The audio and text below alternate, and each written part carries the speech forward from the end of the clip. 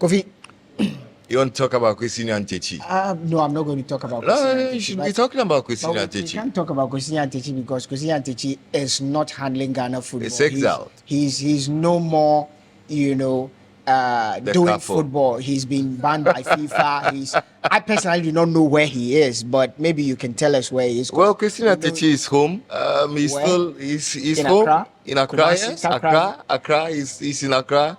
He's still enjoying his life as a legal practitioner. A lot of people do not know he's a lawyer because, but Kofi, on the issue of FA presidents and Ghana football, I think that this is the opportune time because this weekend there is FA elections. No, it's been held. Sorry, it's Today, been held. today. Sorry.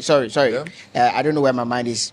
He went unopposed. Yeah. He's won it. Convincingly with I think 117 votes or so unopposed. Yeah. There have been a lot of issues surrounding all this brouhaha. We know the seemingly cabal to try to prevent George Freer from contesting and all of that, but that's not my issue. I want us to delve deep into Ghana football under Kurt's administration. Are we moving in the right direction? Are we actually being deceived to thinking that things are going well? Or Ghanaians are asking for too much?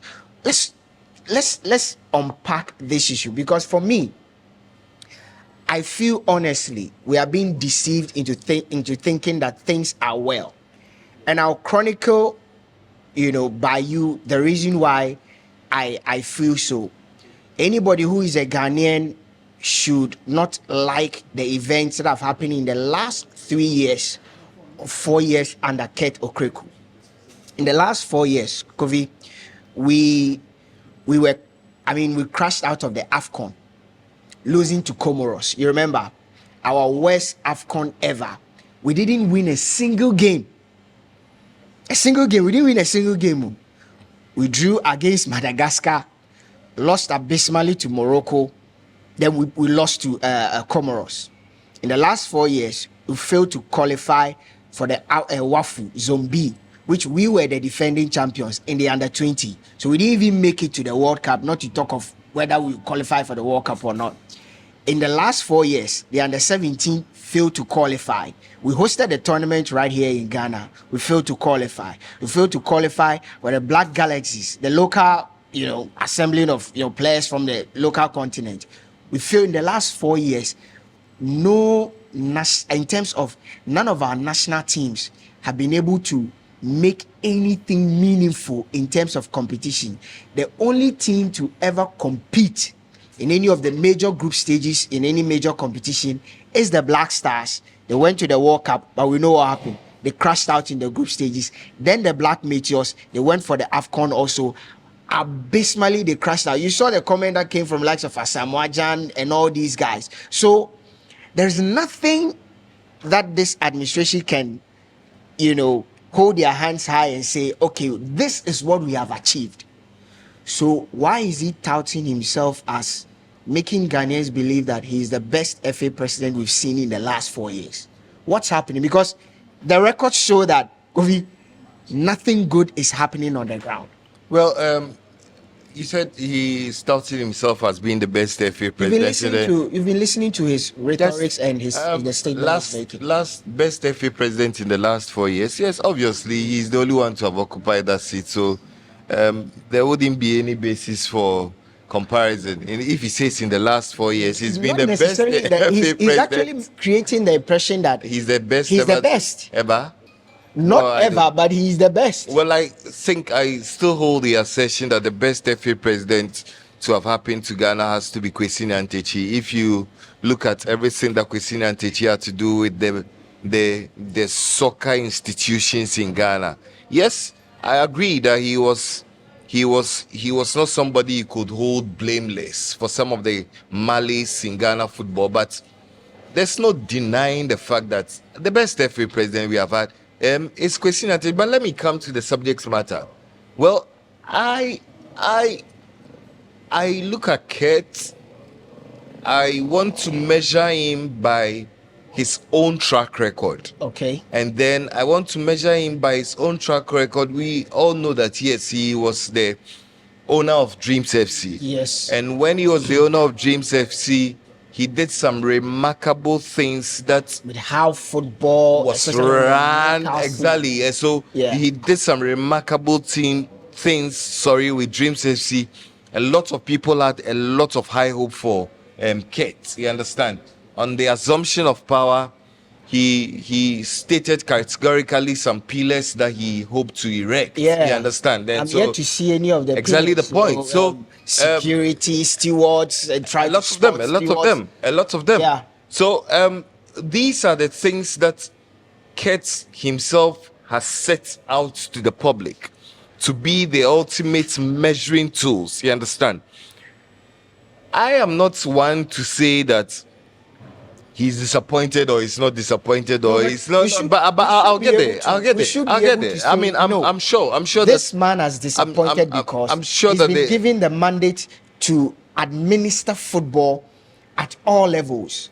Unlike in other jurisdictions, in Spain, in Italy, in England, the FA runs the national teams, They are whilst the independent leagues, bodies. run on their own. But when it comes to everything football, they are the administrators of everything football in this country. Well, So but I we think that should be in able that, to in that hold them stead, accountable. you were quite biased in your initial submission, pointing to the failures of Kurt with the various national teams. Are you But by then extension? I could Are you by extension saying that the only rod of measure has to be the ability of the national teams? Because probably those are the things that you pointed. Because those are my I mean, initial because- submissions. Because somebody could say that now, for the first time in so many years, we've had two Ghanaian clubs qualifying to the knockout, to the group stage of the various African I hold a competitions. different- Yes, a different there are assessment to two Ghanaian clubs. There's Mediama, there's Dreams FC. So I'm saying that we need to be fair to the discourse. You understand? So, but if you look at Kurt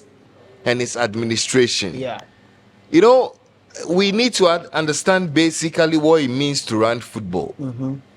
So what are our measures in terms of the parameters that we want to spell out? What constitutes running football? For me, I want to always look at the discourse in this perspective. Okay. What is it that the various football administrators are doing at the grassroots, at the various grassroots? So what is the level of organization there? For a long time, Ghana has been touted as the Brazil of Africa, because there is abundance of talent. So what are you doing at the grassroots level? Two, how are you able to organize the activities at the grassroots level Are you speaking in relation to? Are you speaking to Kurt or you are speaking to the various football administrators at the grassroots? No, so I am saying that Kurt is the lord of all the various grassroots. Exactly. So when I'm done with my submission, you will know whether I'm dealing with Kurt or I'm speaking for Kurt or I'm speaking against Kurt. The issue is, we look at grassroots football today. It is close to non-existent. We do not have. We do not have. We try to organize a coach league and it's ongoing. I have a problem with that. There's no proper framework. I have a huge problem with that. You understand? Because I think that if we want to run football in Africa, you need to prioritize certain portions of your football. Listen, you cannot run football in Africa or in Ghana the way the English or the Spanish are running their football. So are you holding brief for Kurt Okraku? No. Because clearly, if what I'm getting is anything to go by, you are literally telling us that the clubs are not doing things right, and as a result, we are seeing the lack of development in relation to the clubs, not necessarily the national teams. No, the clubs are there in abundance. There is a lack of proper communication. There's a lack of proper organization for the various clubs at the coach level. Who takes the blame? The FA president has to take the blame. The president has to take the blame. Yes, that's why I told you initially that the politics and the structures that we have in our system make it a bit confusing sometimes when you are dealing with issues like that, because there are the issues of infrastructure. There are the issues of organization of competition. There are the issues of player welfare. The issues of infrastructure, for example, falls outside the jurisdiction of the FA. But Kofi, this is where I disagree with you. Now, like I said, the FA is the administrative body of everything football, whether it is gata gata, so long as it is registered, they administer it. Whether it is five-a-side, so long as it is registered, they administer it. Whether it's the amputee football, so long as it is registered and FIFA recognizes it, they administer it. FIFA, because of how FIFA expects football to be run, FIFA gives us a certain amount of money to the various football associations to run effectively, try and develop their game. Yes, I agree with you when it comes to on the larger scale, the nation or the sports ministry, that is also the administrative body of sports in this country, is supposed to ensure that we have a policy framework that would look at infrastructure, policy framework that will look at player welfare, all these things. But you and I know there's been no policy framework. What we have is that there's a money framework. We try to throw money at the problem and see if money will solve it. The FA has had opportunity to work with millions of dollars. We've seen what the Moroccan FA, the Egyptian, even Madagascar, Comoros here. I've seen the facilities out of the FIFA Go project, out of the FIFA money that they've gotten, the facilities they've been able to put up, and the rippling effect. I remember when Kurt Okraku took over, he said something that he's going to set up something FIFA fund or welfare fund or something. The money we are going to get from the World Cup, he's going to 2% will be going to the referees, 10% will be going to the clubs. This. It's not happened up until now. Not because the ministry touched the money. The ministry did not touch the money.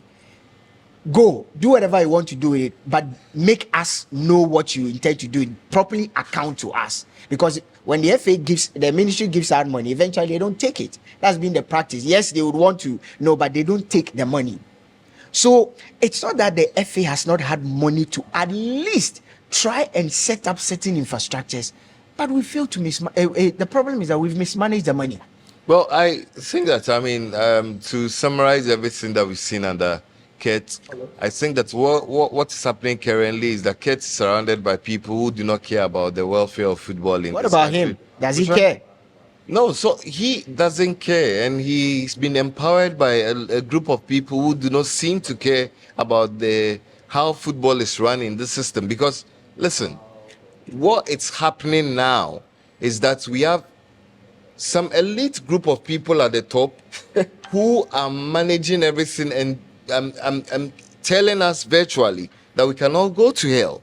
They do not care about your sentiments. They do not care about what you think of them. They are a rule to themselves. They are a law to themselves. I think that we also need to look at how to administer football, especially in third world countries, because see, we've created demigods.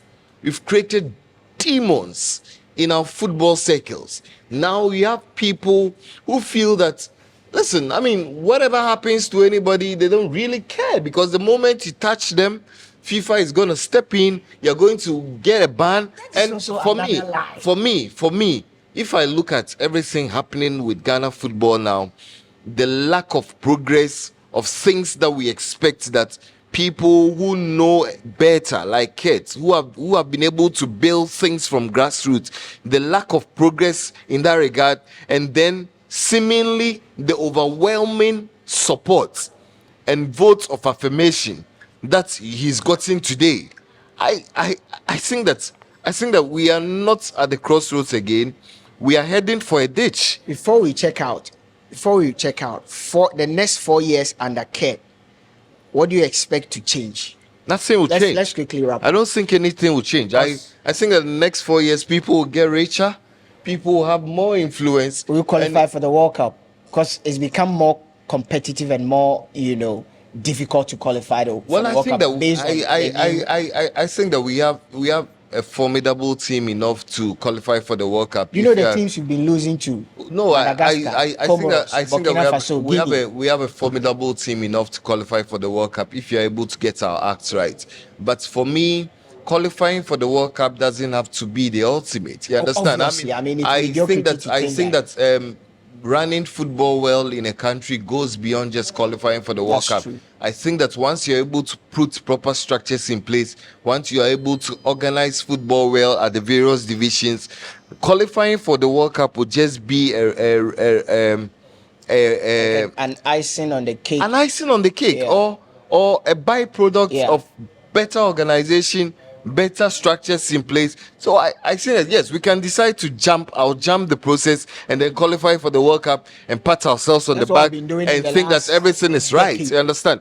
I think that for everybody who loves Ghana football, our football keeps going down the drain, and until we arrest it, until we make sure that the people who are running football get things done right, we are obviously going to be having this conversation for the next 4 years. It doesn't look like changing. That's true. We will be having this conversation for the next 4 years, and it's clear that we cannot exhaust this conversation. It's a conversation that we can keep having on and on and on. It could take probably days. But what do you make of Ghana football under the current administration? Kurt has been given the next 4 years to again run football in the country. Where do you see the progress of the league, the various national teams? Are we going to, achieve anything meaningful under Kurt Okraku? Let's get to know your views. Let's get to see your comments. This is Sports 101. And as always, it's been myself and Kofi Asiedu.